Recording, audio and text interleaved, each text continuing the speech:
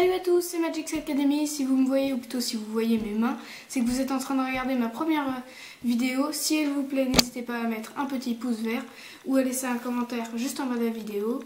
Mais bon, parlons magie et passons sans plus attendre à la démonstration. Alors pour ce tour, j'ai besoin d'un paquet de cartes totalement normal. Vous avez de la chance, il est neuf. Donc, je vais vous demander de choisir une carte, n'importe laquelle. Choisissez. Non, bon, on va dire que vous prenez, allez, celle-ci.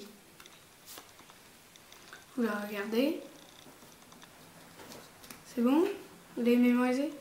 Je la place sur le dessus du paquet. Et je découpe le jeu. Quelquefois, histoire que ce soit bien mélangé. Et maintenant, je vais vous dire à quelle position est exactement située votre carte. Elle est à la 12e position.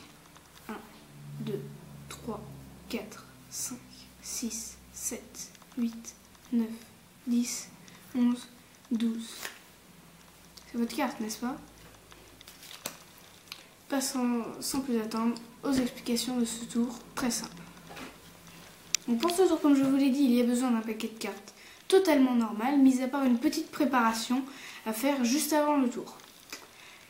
Il va falloir placer les cartes dans l'ordre croissant, c'est-à-dire As, 2, 3, 4, 5, 6, 7, 8, 9, 10, valet, dame, roi de pique.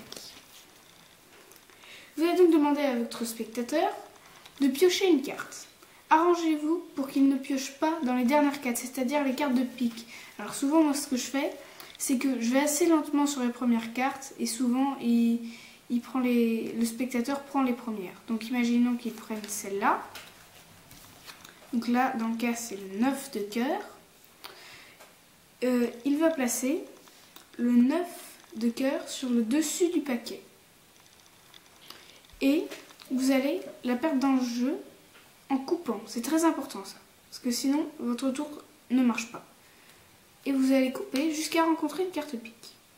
Vous coupez, 8 de carreau, vous coupez, 4 de cœur, vous coupez, encore 8 de carreau, vous coupez, re 4 de cœur, vous coupez, 4 de carreau, toujours pas, 4 de cœur décidément, as de cœur, c'est toujours pas bon, ah, as de pique.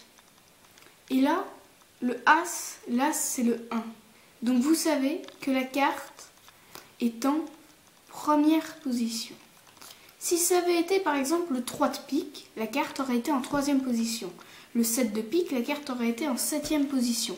Et après, le valet en 11e, la dame en 12e et le roi en 13e. Ça, c'est à bien retenir, parce que sinon il peut y avoir un petit blanc. Moi, ça m'est arrivé au début. Seulement, si vous jouez avec un paquet de 32 cartes, et bien là, vous avez 7, 8, 9. Ah, et si la carte est en 2e position?